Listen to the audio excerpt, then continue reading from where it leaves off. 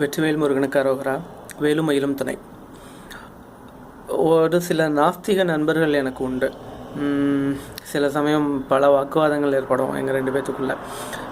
2 பேரில் சிலரும் உண்டு, நிறைய பேர்கிட்ட ஏற்படும். அது மட்டும் இல்லாமல் இஸ்லாம் நண்பர்கள் கூடயும் சில வாக்குவாதங்கள் ஏற்படும்.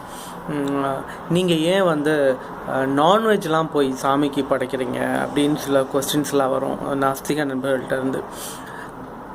அவ்வளோ எவ்வளோ கன்வின்ஸ் பண்ணாலும் நாஸ்திக நண்பர்கள் எவ்வளோ கன்வின்ஸ் பண்ணாலும் கன்வின்ஸ் ஆகிறது இல்லை. பட் ட்ரூ திங் இஸ், இப்போது நான் உங்கள் வீட்டுக்கு வரேன்னா, நான் ஒரு விருந்தாளி, நீங்கள் எனக்கு என்ன கொடுப்பீங்க? உங்கள் வீட்டில் எது பெஸ்ட்டோ, எது நீங்கள் பெரிய விஷயமா உன்னதமானதா உயர்வானதாக நினைக்கிறீங்களோ அந்த பொருளை தான் எனக்கு சாப்பிட்றதுக்கோ இல்லை எனக்கு கிஃப்டாவோ கொடுப்பீங்க.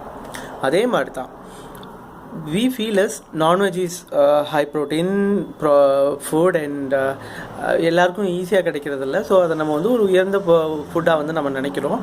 அதனால அந்த ஃபுட்டை நம்ம கடவுளுக்கு படைக்கிறோம். அது மட்டும் கிடையாது, ரொம்ப புனிதமானது தூய்மையானது பூக்களை நம்ம சாமிக்கு படைக்கிறோம்.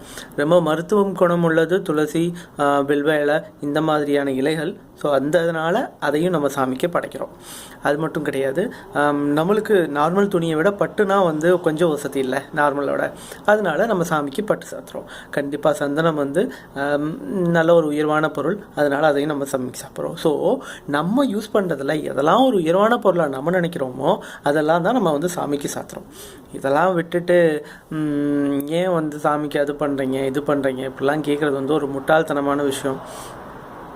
நம்மளும் மீறின ஒரு சக்தி இருக்குது, அதுதான் கடவுள். அது கண்டிப்பாக இருக்குது. அதுக்கான ஆதாரங்களே நம்மளோட வரலாற்றுகளில் நிறைய இருக்குது.